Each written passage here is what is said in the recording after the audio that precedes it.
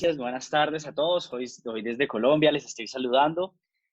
Muy complacidos de poder nuevamente, seguramente con algunos que ya nos conoceremos, compartir estos espacios de aprendizaje y con quien no nos conocemos, pues por lo menos por este canal.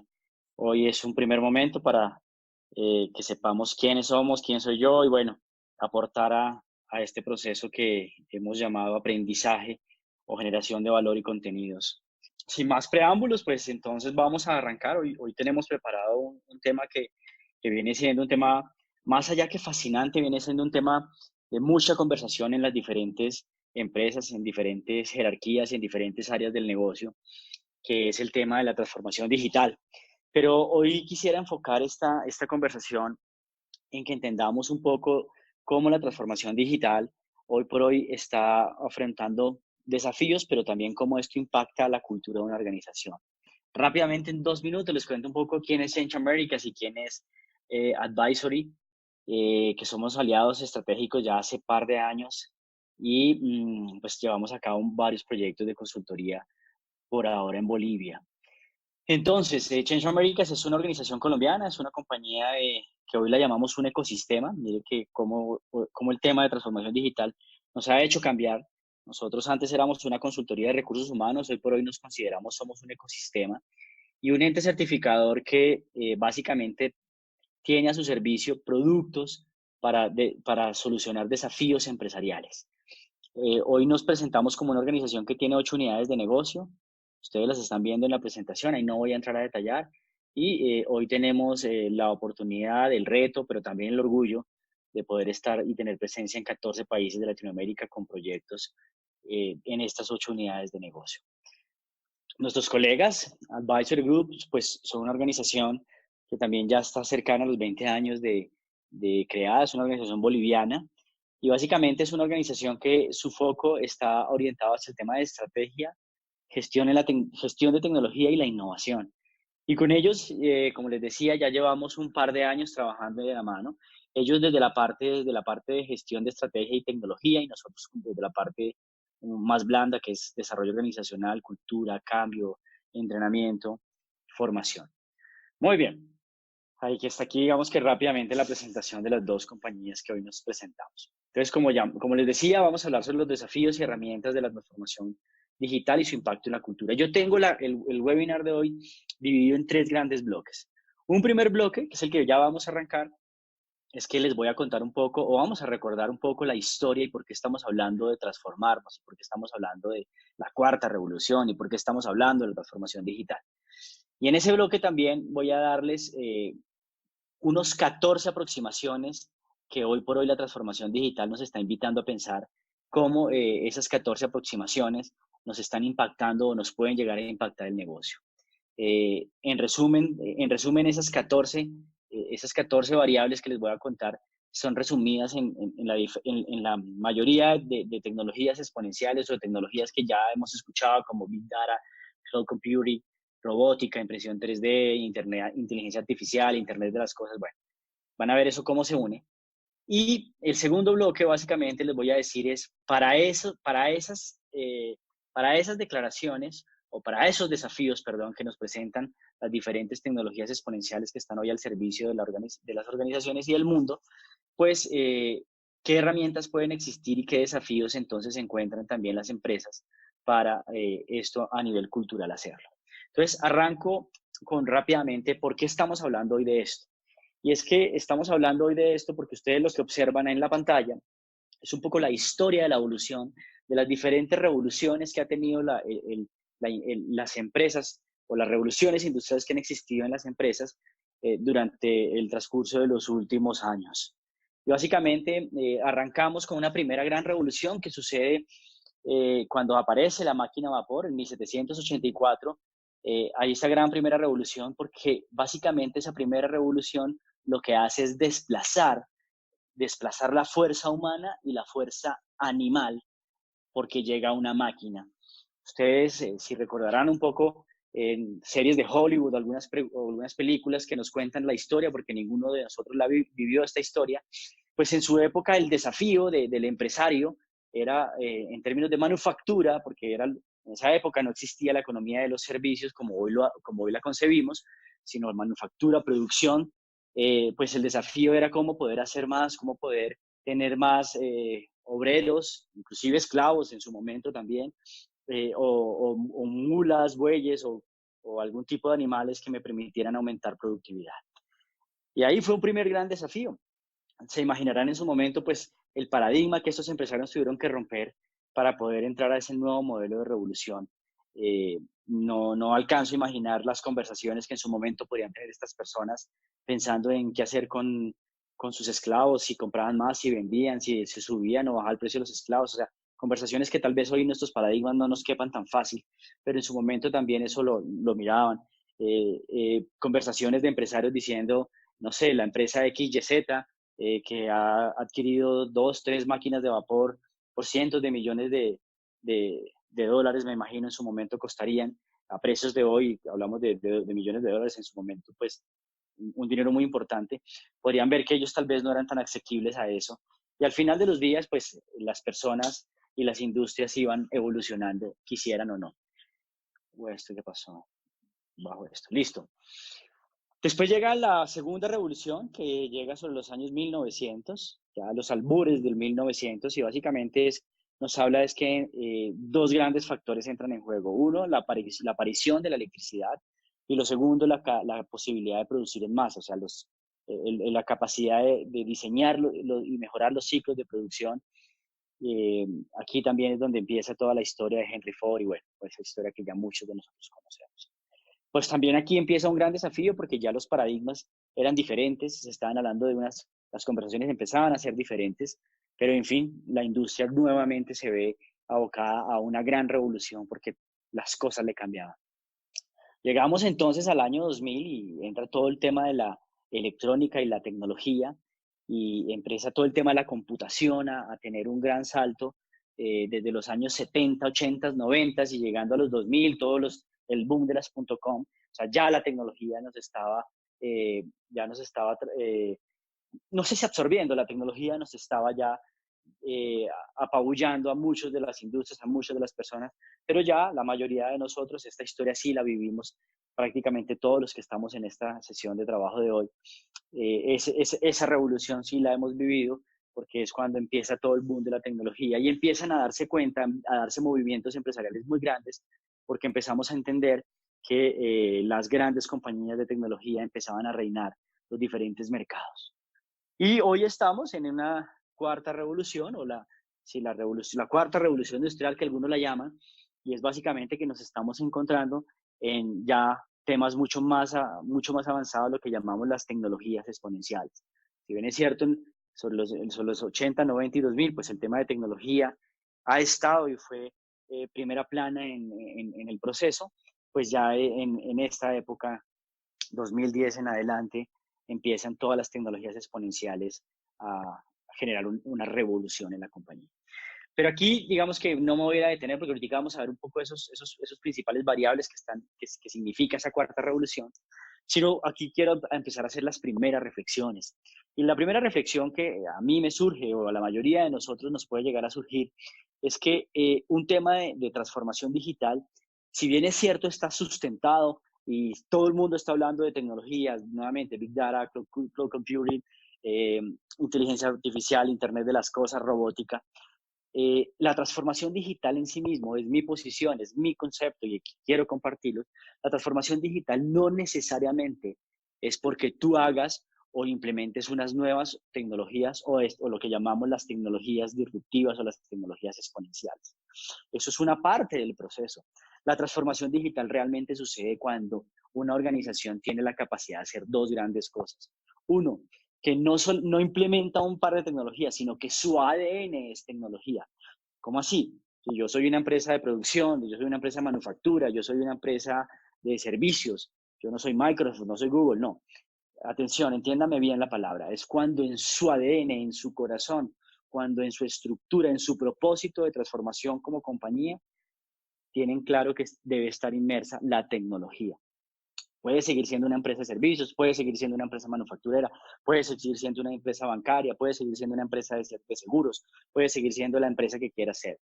Pero necesariamente la transformación digital tiene que tener dos grandes componentes. Uno, que desde su propósito de transformación se declare que en su ADN va a estar instaurada la tecnología, es decir, que esta organización se mueve por la tecnología. Si usted mira un poco de ejemplos, un poco para entenderlo mejor, usted podría pensar en una empresa como la gran empresa argentina que se llama Mercado Libre. Creo que ustedes mucho la deben conocer. No es otra cosa más que es un similar a Amazon, pero es el principal marketplace de Latinoamérica, Mercado Libre. Y Mercado Libre, cuando, se, cuando usted habla con los directivos de Mercado Libre, hoy clientes de Change Americas, ellos dicen, nosotros somos una empresa de tecnología, ¿sí?, que vende productos y servicios, pero son una empresa de tecnología. Si uno conversara con el actual presidente de Avianca, la principal aerolínea de Latinoamérica y pues aerolínea aerolínea colombiana, que muy reconocida pero en Latinoamérica, hoy por hoy su propósito de transformación dice, somos una empresa de tecnología que vuela aviones, porque básicamente lo que están definiendo es que necesitamos que nuestro ADN esté fundamentado en la tecnología. Y el segundo es básicamente cuando la organización también declara y define que necesariamente su cultura necesita tener una cultura que respire eso. O sea, su cultura tiene que modificarse cuando empiezan a entender que no solamente transformo la tecnología, el hardware, el software, la optimización de procesos, la automatización y la implementación de tecnologías exponenciales, sino que empiezan a entender que el tema de la transformación digital parte del mindset o la capacidad de las personas de cambiar y realmente creer y poder estar en este momento de vida. Hasta aquí, digamos, esas pequeñas reflexiones. Voy a empezar entonces a mostrarles, bueno, esto otra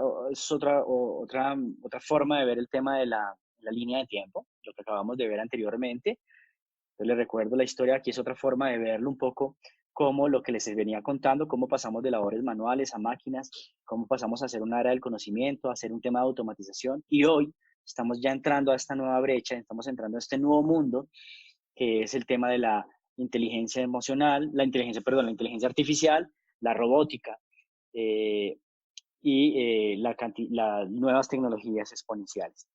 De manera anecdótica les cuento, las personas que ya me conocen saben que yo recomiendo documentos, que recomiendo libros, les recomiendo mucho. Entren y miren el documento del último Foro Económico Mundial de Davos, Suiza, y aquí van a encontrar este tipo de imágenes. De hecho, creo que esta imagen es de allí. Y básicamente lo que van a encontrar también es que hoy ya se están planteando desafíos importantes a nivel de cultura, a nivel de organización, cuando las organizaciones empiecen a entender que los robots y la inteligencia artificial, perdón, va a empezar a gobernar. ¿Qué significa eso? Significa de manera concreta que ya hoy se habla que sobre los años 2030 en adelante, muy posiblemente las industrias, sobre todo las industrias de manufacturera principalmente, o las industrias de alto contenido operativo, van a tener algo que se llaman los job robots, o sea, jefe robots. Vamos a tener la capacidad de que una máquina, de manera intelectual, cognitiva y emocional, nos pueda liderar.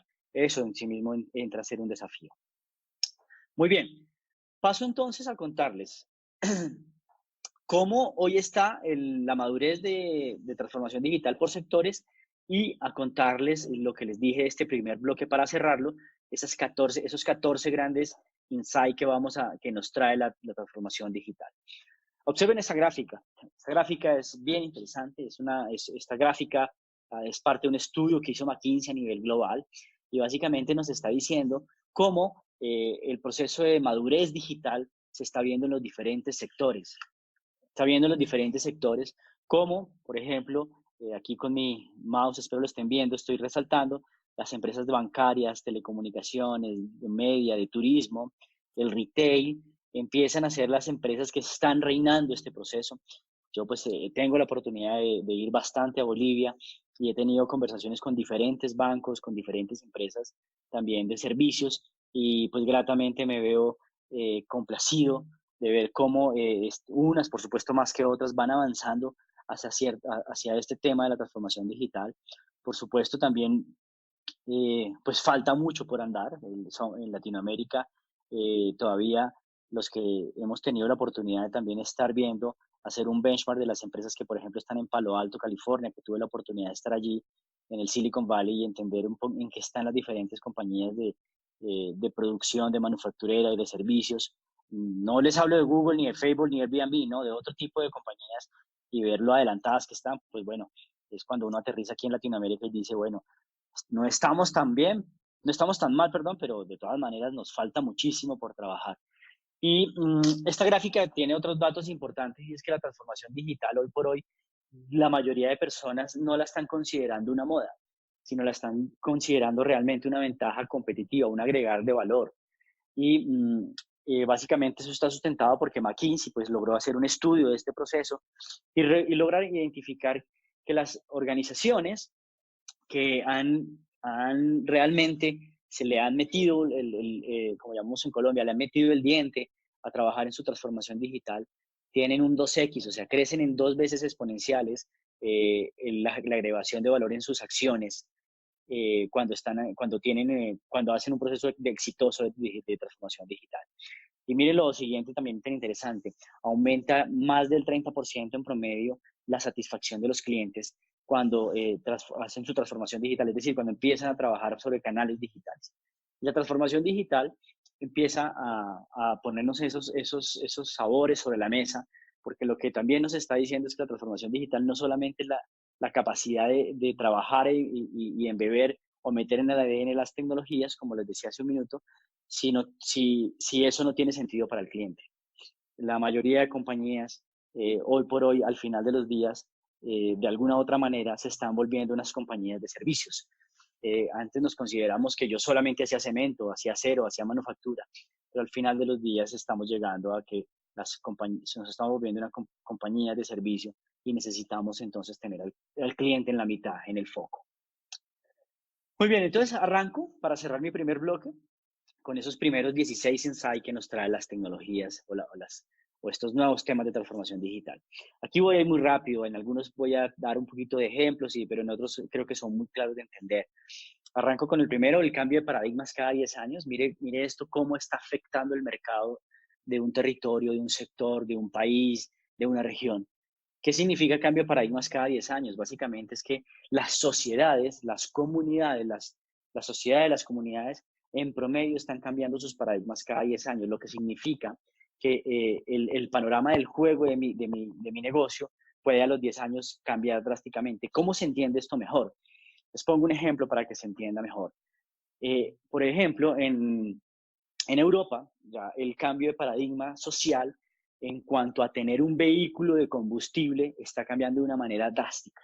¿Sí? O sea, lo que se esperaría es que 10 años adelante las personas en sus paradigmas ni siquiera les quepa en la cabeza como por qué voy a tener un vehículo de combustión. O sea, eso no tiene sentido. Es como si a ti hoy te preguntaran, ¿cómo así que tengo que tener un caballo para desplazarme de un lugar a otro? Como lo hacía en el año 1800. De hecho, acá hay un tema muy anecdótico.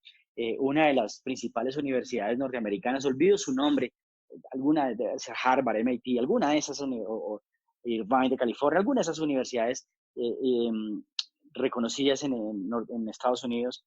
Recuerdo que hay una investigación que está por ahí en Google que cerca en los años 1700, arrancando el 1800, estaban haciendo, unos científicos de la época estaban analizando cuál era no, eso fue perdón, fue en 1800, finalizando los 1800, estaban analizando cómo Nueva York crecía, o sea, cómo estaba creciendo Nueva York tan drásticamente, e hicieron un estudio de qué capacidad le quedaba a Nueva York para poder subsistir como ciudad. Y el estudio arrojaba que le quedaban, olvido el estudio ahorita, un par de años más, pues no par, 40 o 60 años de más, porque el estudio concluía que si Nueva York seguía creciendo como seguía creciendo, no habría capacidad para almacenar tanto estiércol de caballo y dónde parquear tantos caballos, ¿sí? Porque en ese momento no podía existir un paradigma en la mente de nadie que dijera es que la gente no se tiene que movilizar en caballos. Espero esté siendo claro y se esté entendiendo qué significa cambiar un paradigma cada 10 años. Imaginémonos que en 20 años el paradigma de una sociedad tal vez será ¿para qué tener un carro? No tiene sentido. Usted hoy lo puede observar en su sociedad, que tal vez en Latinoamérica no pase cada 10 años, pero nuestros millennials, nuestros centennials, sí tienen unos paradigmas muy fuertes frente a ciertas cosas de consumir. Les pongo un ejemplo y con esto cierro. Yo recuerdo que en mi infancia, yo tengo 40 años, en mi infancia, para mí el hecho de acompañar a mis papás a mercar, a ir al supermercado, eso más o menos era una vez al mes, porque así lo tenía como en los hábitos mis papás, no sé, cada familia sería diferente, pero yo creería que con cierta regularidad, para mí eso era un plan familiar, de hecho anhelaba que ese día llegara, pues porque al final de los días detrás de eso también habían varias cosas, porque me compraban uno que otro dulce que me gustaba, pero para mí era un plan familiar, eso tenía sentido. Hoy yo tengo dos hijas y mis dos hijas me dicen, cuando de vez en cuando iba yo a mercar, hoy ya no merco, y si necesariamente por algún motivo lo tengo que hacer, mis hijas no me quieren acompañar, no les cabe en la cabeza por qué tenemos que ir a mercar. Yo hoy todo lo pido por una plataforma digital o en línea y merco así. Entonces fíjese cómo los paradigmas están cambiando. Entonces les sugiero que sigan un hashtag que es muy interesante que se llama el fin de los retail y van a darse cuenta cómo a nivel mundial las grandes superficies están viéndose abocadas o a reducirse en metros cuadrados o a cerrar, porque el paradigma social de ir a mercar va cambiando. Espero haya sido claro. Segundo, voy a ir más rápido. Básicamente, pues aquí lo que estamos diciendo es que la tecnología cada vez más es más rápida, más, con mayor capacidad, con mayor rendimiento, y pues esto básicamente lo que hace es que se una con la tercera, y es que entre más potencia tiene la tecnología, de alguna u otra manera también está bajando los costos, por lo tanto, más invertimos en ella y más tenemos accesibilidad. Es lo que llamaríamos, se empezó a democratizar la tecnología. Tenemos muchas personas tenemos cada vez más capacidad de tener tecnología. En su momento, las grandes compañías eran las que podrían subsistir porque tenían el capital, el dinero suficiente para poder invertir en la tecnología, que era lo que los diferenciaba, porque en su momento era supremamente costoso. Yo alcancé a estar en proyectos de tecnología, haciendo gestión de cambio, proyectos de tecnología de 14 millones de dólares, de 9 millones de dólares, o sea, unos dineros realmente monstruosos. Hoy podemos ver y puedo constatarlo que hoy hay organizaciones, hay pymes y mi pymes que hoy por hoy tienen tecnologías que en su momento las grandes la tenían a unos precios que ni les digo, 40.000, 60.000, 90.000 dólares. O sea, ya no hablamos de millones de dólares. Cuarto, pronto superaremos el test de Turing. Eso es interesante. Si quieren investigar, googleenlo un poquito. El test de Turing a mí me asusta, pero también digo, yo creo que va a ser real. El test de Turing básicamente es cuando algunas personas lo manifiestan que se va a ver más o menos en el 2030 o 2035. Y es que el test de Turing es cuando realmente una máquina tenga la capacidad, atención con esto, es cuando una máquina tenga la capacidad no solamente de procesar, no solamente de procesar una cantidad de información que cualquier ser humano lo podría hacer, sino sencillamente que tú como ser humano no tengas la capacidad de identificar si tú estás interactuando con una máquina o con un ser humano. ¿Por qué? Porque el test de Turing dice no solamente una máquina, porque hoy ya lo hace, una máquina eh, tiene la capacidad de procesarlo el cerebro humano, sino tiene la capacidad de comportarse psicológica, emocional, cognitiva y cognitivamente como un ser humano. Por ejemplo, ustedes hoy por hoy pueden llamar a un call center de alguna telefonía celular, alguna aerolínea, y claramente saben que cuando llaman el primer menú es una máquina. Ya después es que van avanzando y realmente un ser humano les contesta. El test de Turing va a llegar un momento en que eventualmente ustedes llamen a un call center o estén relacionándose con alguien en el front desk de un aeropuerto, en el front desk de alguna tienda, algún servicio, y usted no puede diferenciar si esa persona, si eso con quien está conversando usted es una máquina o es un ser humano. La singularidad mezcla lo mejor de la inteligencia humana, la singularidad se pega con el test de Turing porque la singularidad es 2045, lo están manifestando algunas personas, otros dicen 2050, es que básicamente eh, una sola computadora, no solamente tendrá la capacidad de pasar el test de Turing, sino que tendrá la capacidad de tener toda la inteligencia de todos los cerebros humanos de la humanidad. Uf, eso suena importante y suena grande, pero bueno, eso es lo que se viene. Las máquinas tienen capacidad de reconocer patrones. Cada vez más esto se está viendo en aeropuertos.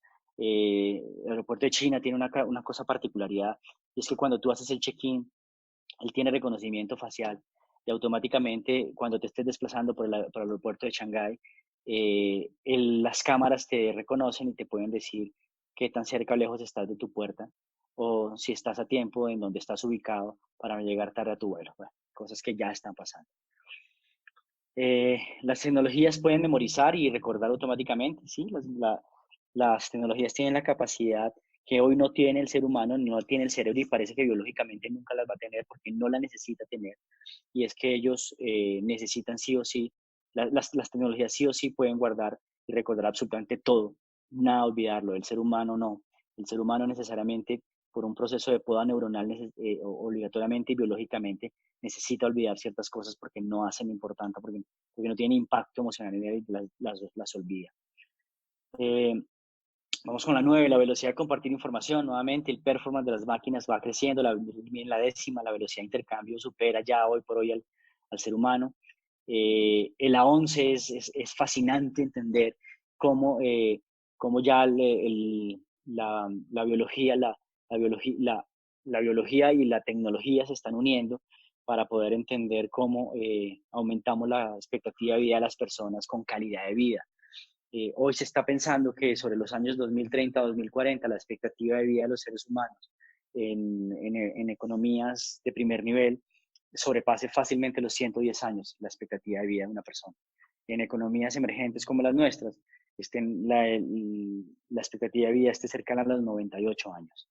Eso implicará muchos desafíos a nivel social, cultural, demográfico, ambiental, laboral, en fin. Por aquí podría hablar otra hora más sobre este tema. La nanotecnología, bueno, la tecnología pequeña, o sea, ustedes pueden ver que hay tecnologías más pequeñas que la uña de, del dedo meñique y tiene una capacidad de procesamiento increíble. Se habla ahora del iPhone 11 que acaba de salir, que tiene un microchip que entiendo es absolutamente poderoso para el momento de hoy, por supuesto, y es algo que debe estar siendo algo un poco más pequeño que nuestra uña del dedo meñique. En fin. Y cierro con estos dos.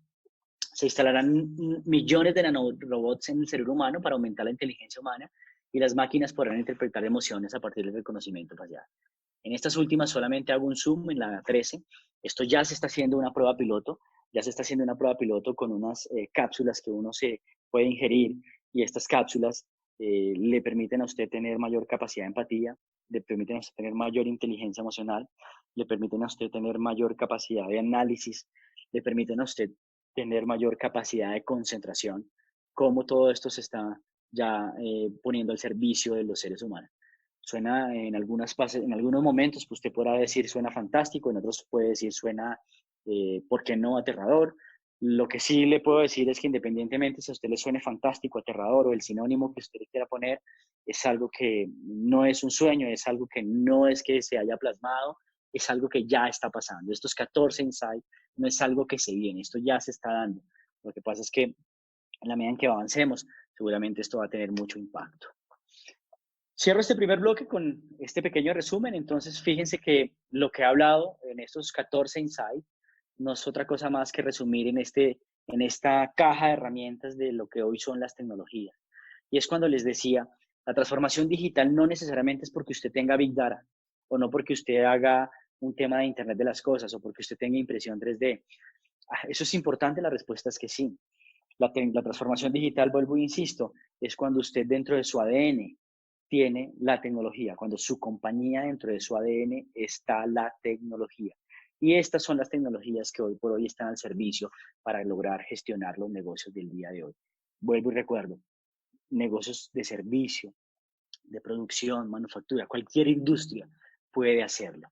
¿Sí? Lo que pasa es que se necesita declarar un propósito de transformación, lograr que realmente que la organización tenga una apuesta estratégica, una mirada a lo que llamaría un capitán de mar, una mirada a puerto, o sea, a dónde quiero llegar, pero que a ese a dónde quiero llegar esté sustentado y en su ADN base tecnológica. De lo contrario, las organizaciones que no estén sustentadas en eso necesariamente van a tender a desaparecer o van a verla difícil para tener sostenibilidad en el negocio, en el proceso. Últimos aprendizajes. Estos me encantan, no son míos, pero son aprendizajes que básicamente nos ponen a reflexionar y miren eso. Cualquier organización diseñada para ser exitosa en el siglo XX está condenada al fracaso en el siglo XXI. Lo acabé de decir hace unos par de segundos. Organizaciones que necesariamente no se enruten a su transformación digital necesariamente van a estar condenadas a fracasar, van a estar condenadas a tener desplazamientos de sus competidores, inclusive competidores que hoy no conocen. Eh, Standard Poor's y Fortune 500 les puede dar esa respuesta, como organización, como la lista de las 1000 más grandes del mundo está teniendo unas variaciones increíbles, y inclusive prospectivamente se está mirando y hablando que sobre los años 2030 y 2040, entre esa década, la lista de las empresas más grandes del mundo va a tener una variación cercana al 68 al 76%. Eso es increíble, o sea, es decir, es pensar que en esa época las 1000 empresas más grandes del mundo, un año siguiente, fácilmente 800 de ellas no estén ahí, porque han entrado otras que tal vez en este momento ni existan. No sé si ustedes tienen la particularidad de estar siguiendo las grandes compañías como Netflix, Airbnb y Uber. No voy a hablar de ellas porque ya es cliché, pero básicamente sí les quisiera decir que de manera curiosa, si les parece la palabra que voy a utilizar, curioso, chequeen un poco cómo esas organizaciones, inclusive que en conferencias o en talleres recientes a los que usted ha estado, se hablaban de ellas, y eventualmente más adelante, en un par de semanas, meses o años, se esté hablando de que esas organizaciones o están en decadencia o ya no existen, por diferentes motivos. Pero fíjense, por ejemplo, como por ejemplo el escándalo de la empresa WeWork. Yo creo que muchos de ustedes saben qué es eso. Es una nueva dinámica de cómo trabajar hoy por hoy, de las oficinas rentadas, los WeWork o los coworking que llaman sí, es coworking, y la marca más reconocida a nivel mundial es WeWork. Como cuando su presidente iba a salir, cuando esta empresa iba a salir a bolsa, o sale a bolsa, y su presidente tuvo la desfachatez de tener unos informes financieros fraudulentos, y esta organización en este momento va en picada. En este momento va en picada libre, con una alta probabilidad de que inclusive llegue a cerrarse. De hecho, están en vilo muchas de sus oficinas de Google, porque ellos tienden, la mayoría de ellas es a rentarlas, y bueno, ahí viene todo un conflicto porque empiezan a tener un problema complejo. Pero mírese, por ejemplo, como Netflix. Netflix es una organización que muchos hemos hablado de lo que es poderosa, sin duda alguna. Pero si usted observara, cuando acabe el webinar, si quiere hágalo, y entra a Google y le pide a Google que le muestre las acciones de Netflix, cómo se están moviendo en este momento. Y usted va a observar que en este momento, por algún motivo, empiezan a caer en picada. Empresas como Tesla tienen también, revise usted las acciones de cómo se están comportando las acciones de Tesla, y va a poder observar que, y si usted es, o pídale a un financiero, o si usted es financiero, las puede y sabe un poquito del mercado accionario, puede identificar que en, la, en, en la tendencia en cómo las acciones de Tesla están cayendo, si ellos realmente prontamente no hacen algo, rápidamente van a desaparecer. En fin, podemos estar haciendo correctamente las cosas, pero no lo correcto. Es una reflexión gerencial que me hago yo todos los viernes, y le pido también a mis clientes que se lo haga, o he intentado que a las personas, a mis clientes a los que asesoro, lo busquen. Y es que todos los viernes a las 5 de la tarde, o cuando usted acabe su jornada, a la hora que sea, usted hiciera una reflexión, y es de todo lo que hice en la semana, ¿qué exactamente le estuvo apuntando a mi plan estratégico? Porque estoy seguro que todos los que están escuchando este webinar, ya bien sea que sean independientes, empleados, se van el viernes muy cansados a su casa diciendo, wow, qué semana. Algunas más que otras dirán, muy fuerte esta semana. Pero la pregunta es, de todo eso que usted hizo, realmente, ¿en qué aportó valor? ¿Cómo agregó valor? Realmente, estratégicamente, ¿qué fue lo que hizo? Y esto es lo que yo le pido a muchas organizaciones y empresas que se analicen, y es, realmente todos estamos muy ocupados, realmente todos tenemos mucho trabajo, tenemos mucho por hacer, pero la pregunta es, ¿estamos haciendo lo correcto? ¿Realmente estamos haciendo algo que realmente le pegue a la estrategia? Y por último, un concepto que me encanta, que ya es un concepto muy antiguo, pero totalmente utilizable en la actualidad, que es el concepto de VUCA y el concepto de agilidad. Las grandes empresas que quieran, perdón, permanecer en este juego, en este mercado, necesitan ser ágiles, flexibles, y estar dispuestos a trabajar sobre un entorno VUCA. ¿Y qué es VUCA? De ahí quiero hacerlo un poco zoom, y entro al segundo y último bloque de nuestro webinar. El entorno VUCA básicamente es porque, bueno, viene de su palabra en inglés, pero en español significa volatilidad, incertidumbre, complejidad, ambigüedad. Y básicamente lo que nos está diciendo este concepto es que todos los líderes, pero también todas las empresas, por supuesto, deben acostumbrarse a vivir en un mundo volátil, en un mundo con incertidumbre. cada vez más complejo y con temas ambiguos. Esto implica que usted debe cambiar su modelo de liderazgo, debe cambiar su modelo organizacional, debe cambiar la forma en que enfrenta los desafíos empresariales de su día a día, porque el mundo es así, demasiada volatilidad ambiental, económica, sociocultural, geopolítica, en fin, incertidumbre total. O sea, usted no sabe en este momento qué es su competidor que está haciendo, usted no sabe en qué parte del mundo están haciendo algo que a usted mañana le va a quitar parte del mercado, usted no sabe mañana qué empresa que no era de su sector ahora se va a poner en su sector y trae todo el capital del mundo, en fin, hay una cantidad de jugadas que usted desconoce y que cuando lleguen, si usted no actúa rápido, pues lo van a poner en jaque y desaparecerá. O lo que decíamos ahora, está condenada al fracaso. Complejo, sí, cada vez es más complejo tomar decisiones, cada vez es más complejo decidir qué hacer, cada vez es más complejo liderar personas, cada vez es más complejo gestionar recursos, cada vez es más complejo, todo es cada vez más complejo. Pero ese es el mundo en el que estamos ahora. Y la ambigüedad, pues hoy por hoy, desafortunadamente para muchos, yo no soy de ellos, pero para muchos sí, que les gusta o lo blanco o lo negro, desafortunadamente hoy por hoy el mundo tiene demasiadas escalas de grises. Y adicionalmente las personas tienen que acostumbrarse a tomar decisiones, no necesariamente siempre con toda la información, porque es ambiguo. De hecho, las metodologías de agilismo, por las que también he venido trabajando y especializándome estos últimos años, las metodologías de agilismo trabajan sobre eso, sobre hipótesis. Es una hipótesis, no tenemos ni idea si es cierto.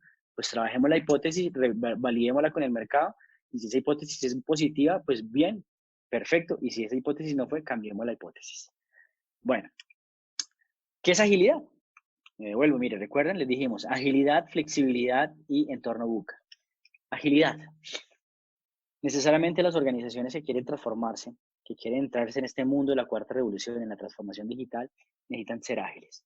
Definitivamente las organizaciones que no aprendan a ser rápidas, ágiles, no van a lograr. Por más que quieran meter toda la tecnología que ustedes quieran, que tengan la capacidad de hacer realidad aumentada, inteligencia artificial, big data, cloud computing, todo lo que quieran, pero necesitan sí o sí ser ágiles.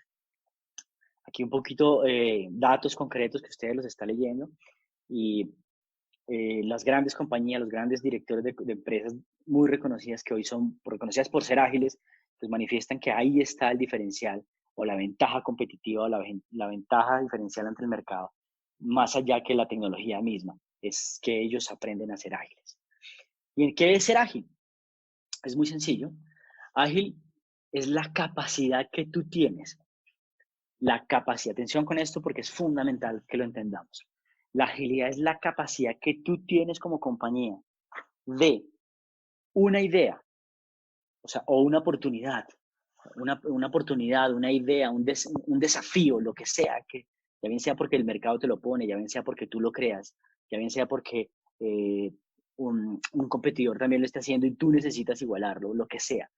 Es la capacidad que tiene una organización de esa idea, ese desafío, volverlo proyecto, sacarlo a producción y lograr evidenciar que el mercado o su cliente realmente lo está valorando y que eso le va a generar retorno de inversión. Entonces, fíjense eso. Atención, nuevamente lo repito, es la capacidad que tiene una organización de que a partir de un desafío, una idea, un proyecto, un requerimiento estratégico, usted eso lo vuelva a una idea, lo vuelva a proyecto y lo saque a cliente final. Cuando hablo de cliente final, no necesariamente puede ser un cliente consumidor, porque hay proyectos que son corporativos, hay proyectos que son internos, puede ser cliente interno, pero que al final de los días me da agilidad, me aumenta el performance de la compañía. Usted lo saca y que realmente eso se usa y realmente eso va a ser rentable. Pues les quiero contar que esto se puede medir y les quiero contar que quiero que se hagan un autoexamen. Las compañías que ustedes representan o las compañías en las que ustedes trabajan, revisen qué tan ágiles son ustedes, qué tanto realmente qué dura su compañía en una idea, aprobarla. Ojo con eso, una idea, aprobarla, porque ideas surgen todo el tiempo, en aprobar esa idea. Después de aprobarla, que eso se vuelva un proyecto, que el proyecto termine y que realmente salga a generar valor.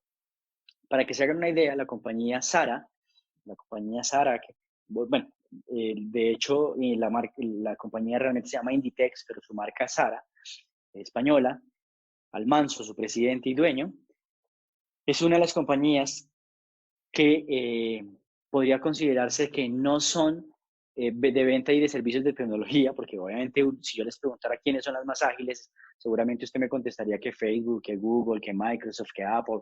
Sí, eventualmente estas claramente están dentro de las compañías ágiles, pero si les preguntara qué compañías que desde la percepción de mercado uno podría decir no venden tecnología, pero es una compañía que está soportada en tecnología. Quienes hemos tenido la oportunidad de conocer esta organización más en profundidad, más de manera directa, es una organización que está basada en tecnología. Lo que pasa es que diseña, produce, y manufactura y comercializa ropa, pero está basada en tecnología. Y esta organización logra sacar una colección, o sea, que después de que surge una idea de colección, sacar la producción, maquilarla y producirla, porque ellos una parte la maquila, otra cosa la parte la producen, y ponerla en sus tiendas en toda Europa, no hablo del mundo, pero sí en toda Europa, duran entre 19 y 22 días. Wow, eso sí es agilidad.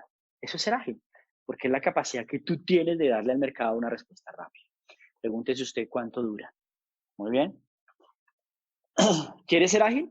Pues aquí le presento las 10 características que tendría que tener una empresa para ser ágil. Estas son las 10 principales características que tiene que tener una empresa para ser ágil. Esas 10 características no están puestas aleatoriamente, no están puestas porque las quise poner así. Están puestas en manera literalmente jerárquica, es decir, es en lo que más energía le dedican y más tiempo y más presupuesto cuando aplique presupuestos, es cuando más es la energía y la mayor foco estratégico que le ocupan en las empresas que son ágiles.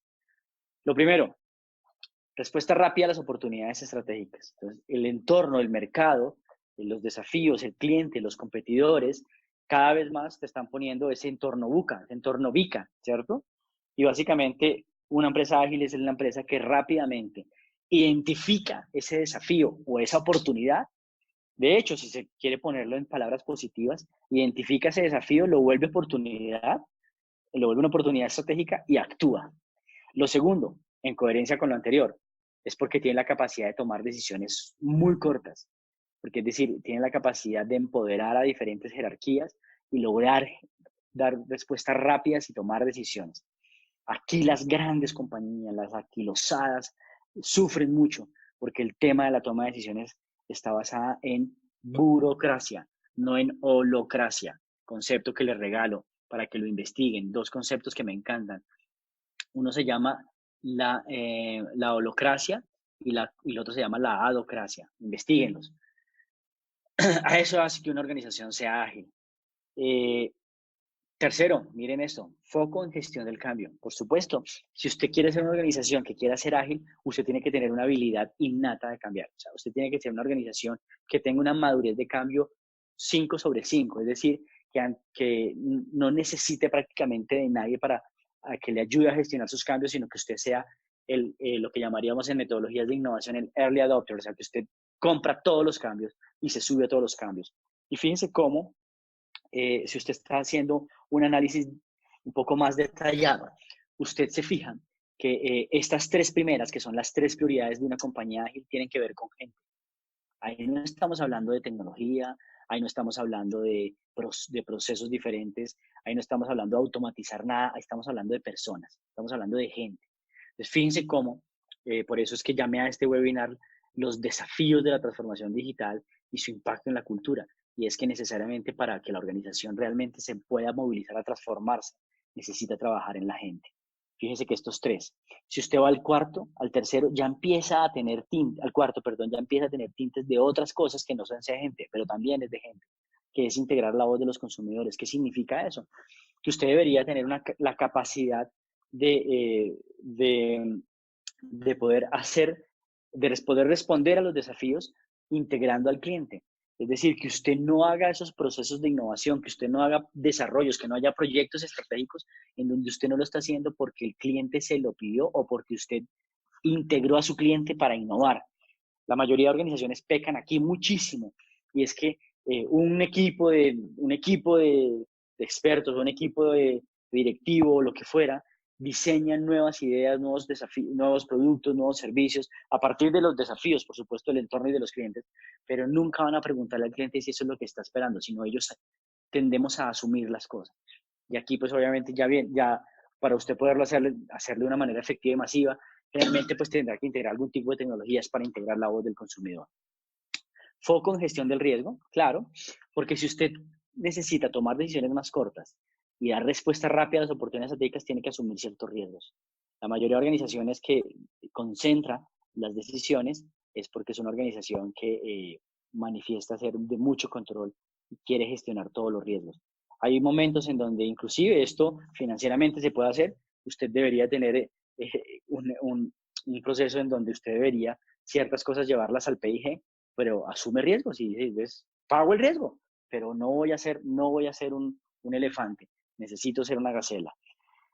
Equipo de proyectos interdisciplinarios, nuevamente caigo en gente, y es básicamente es que hoy las organizaciones necesitan, y así se viven, yo estoy seguro que la mayoría de ustedes se empatiza mucho conmigo cuando estoy hablando de esto, porque la mayoría de organizaciones están embebidas en proyectos. Y ahora todo es proyectos, proyectos, proyectos, proyectos. Y empezamos a ver que ya no es el proyecto de marketing, que ya no es el proyecto de financiera, que ya no es el proyecto de producción, que ya no es el proyecto de almacenaje, que ya no es el proyecto de ventas.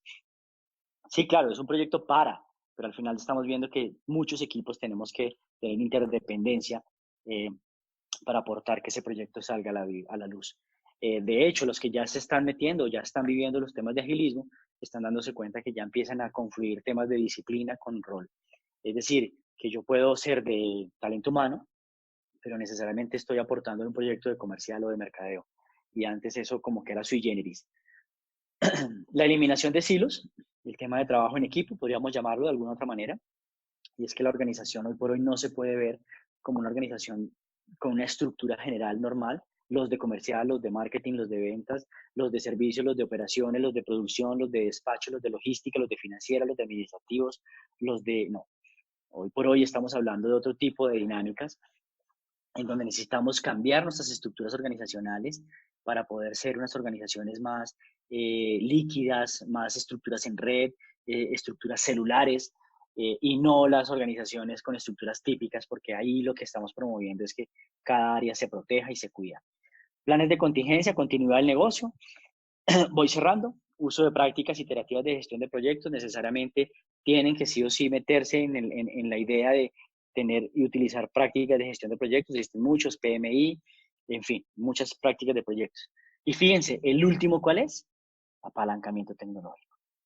Entonces, nuevamente todo esto se une y tiene todo un sentido. El apalancamiento tecnológico es importante, la respuesta es que sí, pero antes de eso, miren todo lo que hay que trabajar.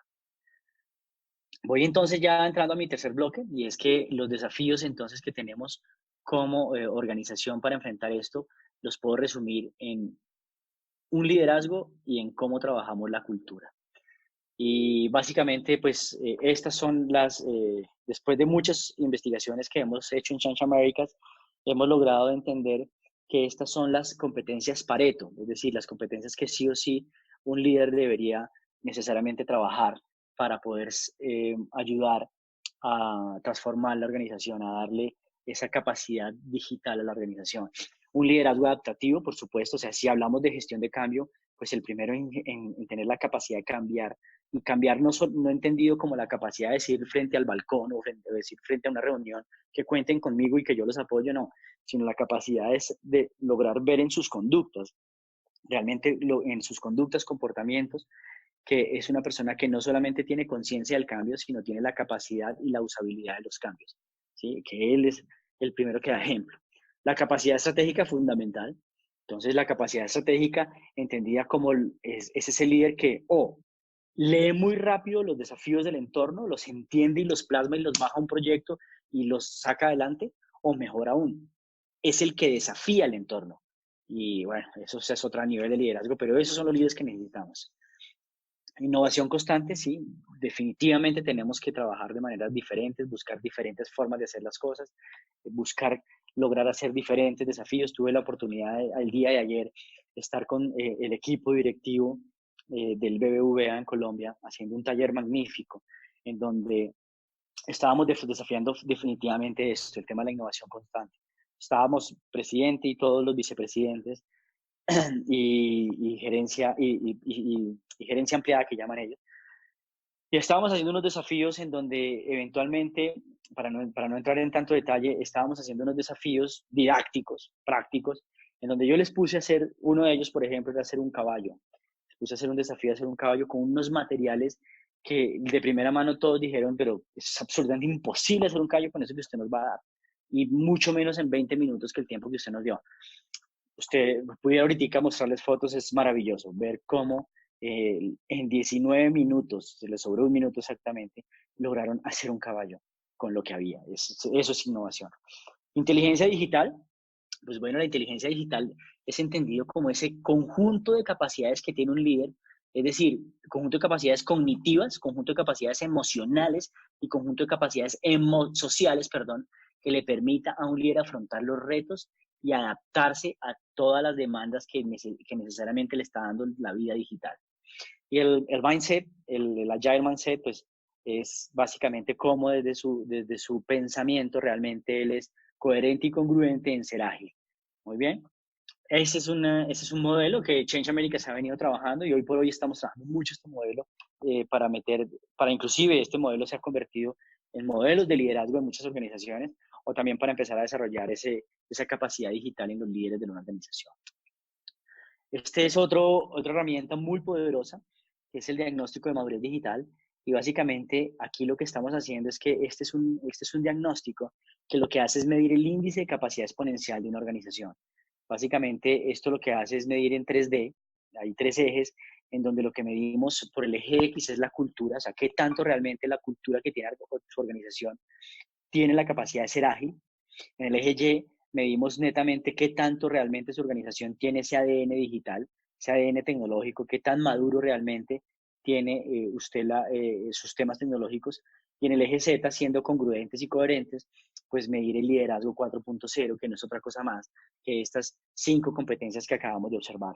Hecho este diagnóstico, usted lo que puede tener es identificar realmente dónde están esos gaps, cómo, visto esto desde una araña, cómo realmente están esos gaps, dónde están esas grandes oportunidades de desarrollo, pero también dónde están esos grandes logros que ya obtiene, esas victorias tempranas que hoy ya tiene y debería apalancarse en ellas. Y pues finalmente lo más importante para esto, como dicen los gringos, es un accionable. ¿Qué significa que sea un accionable? Que cuando tú puedes tener esta perspectiva en 3 dimensiones, pues automáticamente te salen planes de acción concretos de qué deberías hacer para ir cerrando tu brecha.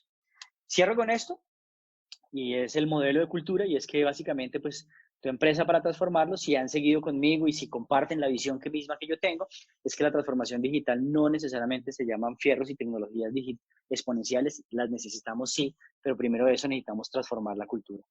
Y básicamente nosotros queremos que la transformación cultural de una organización sucede cuando mueves las palancas.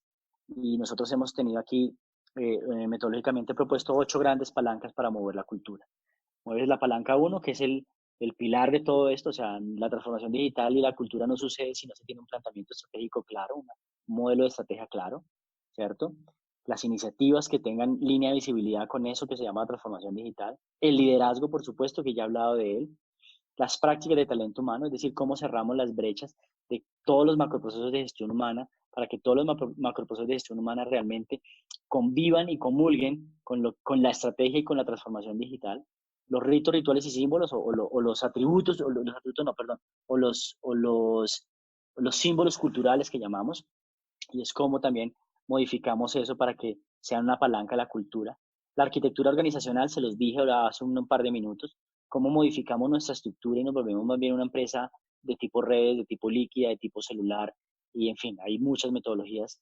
En los ambientes de trabajo, cómo generar para que los ambientes y los espacios en donde convivimos, espacios tanto físicos como digitales, realmente me ayuden a movilizar la cultura.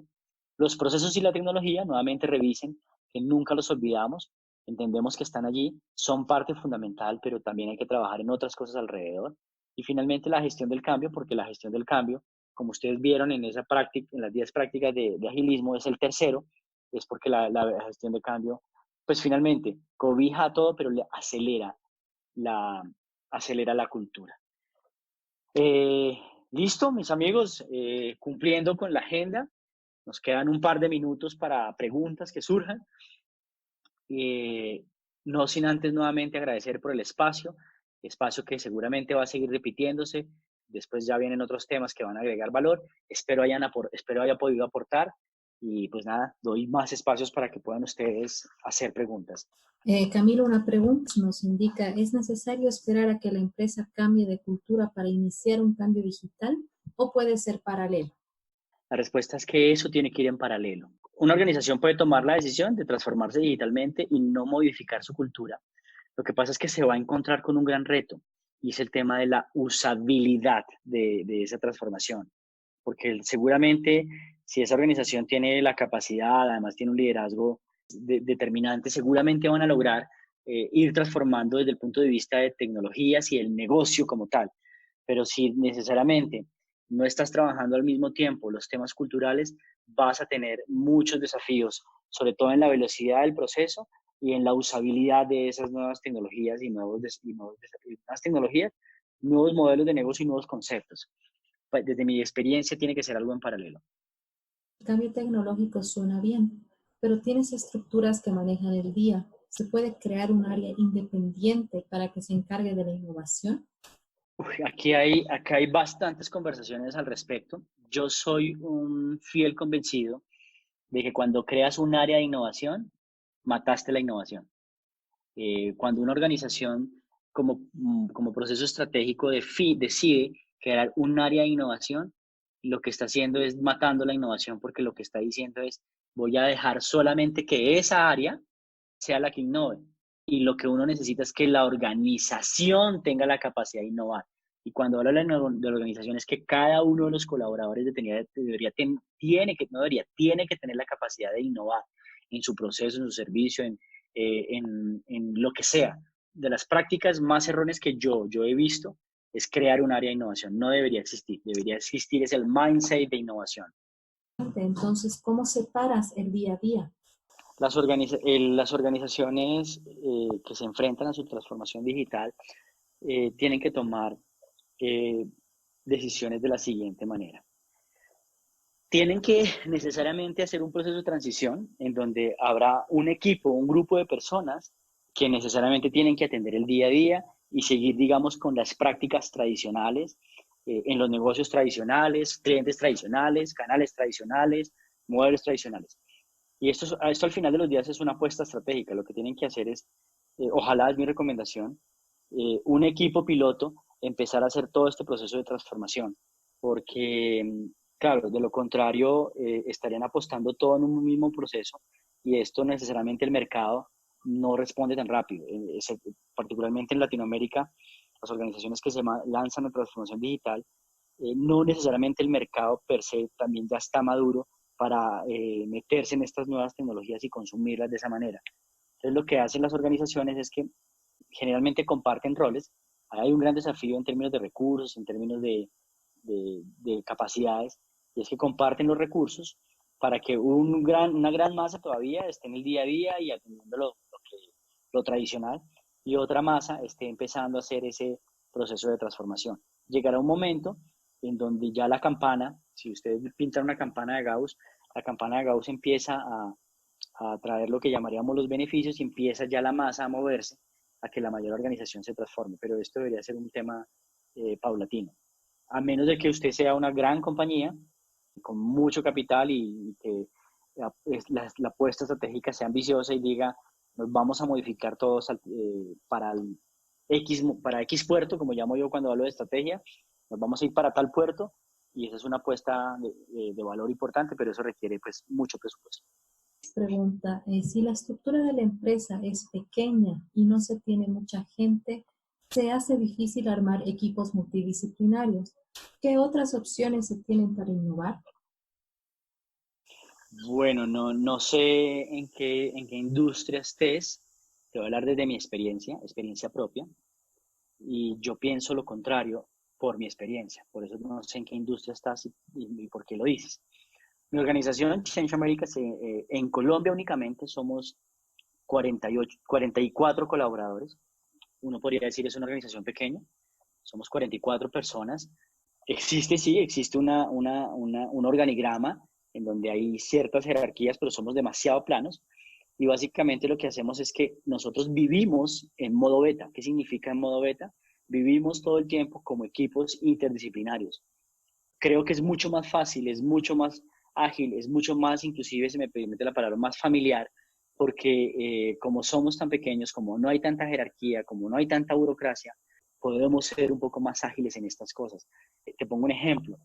Previo a esta reunión, tuvimos una reunión, el área de finanzas, el área de mercadeo, el área de ventas, el área de desarrollo de productos, todos pensando en cómo sacar adelante un proyecto. Estamos sacando un proyecto basado en tecnología, un software que lo que va a hacer es automatizar los estudios salariales, automatizar la consultoría para hacer consultoría de estructuras y automatizar la consultoría de medición de cargas laborales. Eso es un proyecto que estamos haciendo.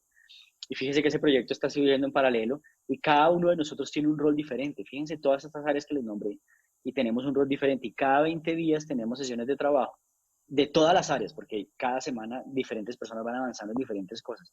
Y cada 20 días tenemos reuniones todas las áreas para recopilar los avances y tomar ciertas decisiones, porque nuestra organización hoy trabaja basada en holocracia, en donde las decisiones no se toman por jerarquía, sino por el input del experto y porque alguien está empoderado por tomarlas. Entonces, desde mi punto de vista y de mi experiencia, yo creo que una organización más pequeña, y con esto cierro, tiene mucha mayor capacidad de innovar, mucha mayor capacidad de ser interdisciplinario que una organización grande. De hecho, si lo piensas, y con esto cierro, la mayoría de organizaciones que son pequeñas, inclusive hay personas que tienen 2 o 3 roles por el mismo cargo, porque pues no necesariamente tienen todas las áreas funcionales de soporte y de back, perdón, las áreas funcionales y de soporte que tiene una gran compañía. Pero pues es mi experiencia, no sé no sé si con esto logro darte respuesta. La organización, ¿cuál cambio cultural o digital debe priorizar y avanzar de forma armónica? Bueno, espero a ver si, ojalá haya entendido bien la pregunta. Desde el punto de vista de cuál cambio digital se deben priorizar, no existe una receta, no existe cuál deberías arrancar. Por eso existen herramientas como las que les presentamos acá, porque la que te dice es esas herramientas te van a decir es dónde están tus brechas y frente a tu planteamiento estratégico, cuál deberías priorizar. La priorización de un plan, la priorización de una transformación generalmente obedece a un plan estratégico. ¿Y un plan estratégico a qué obedece? A un desafío del entorno o a unos requerimientos de mercado. Entonces, en ese sentido es cuando uno prioriza. Ahora, después que cuando uno priorice, pues ya priorice por ese criterio, ya uno debería entrar a priorizar es por otros criterios que no son menos importantes, pero que al final de los días son fundamentales y es como el tema de capacidad, recursos, presupuestos, en fin. Tema cultural, la priorización del tema cultural, suscribo a mis 8 palancas culturales, la priorización de transformación de cultura, generalmente se dan en la palanca 1 y en la palanca 2.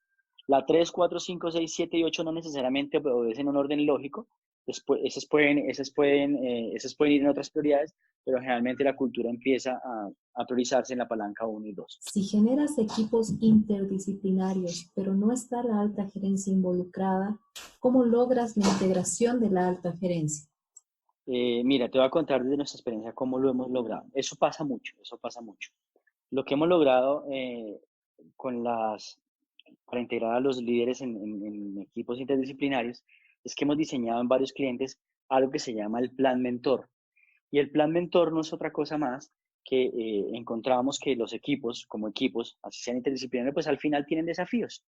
Y pues esos desafíos al final van a recaer en el líder, en el sentido de que o a él le llegan las quejas o las cosas no se están dando, o que al final de los días pues es el responsable de. Lo que nosotros hacemos es que diseñamos un plan de mentores en donde, por supuesto, entenderán para dónde voy. Ese líder deberá ser el mentor y ese mentor, obviamente, sponsoriados por alguien. O sea, tenemos primero que hacer una coalición con algunos líderes. O sea, la gran jerarquía o algunos vicepresidentes o directores tendrán que apoyarnos, porque no siempre pasa con todos. No conozco la primera empresa donde el 100% de los líderes no quiere hacer nada.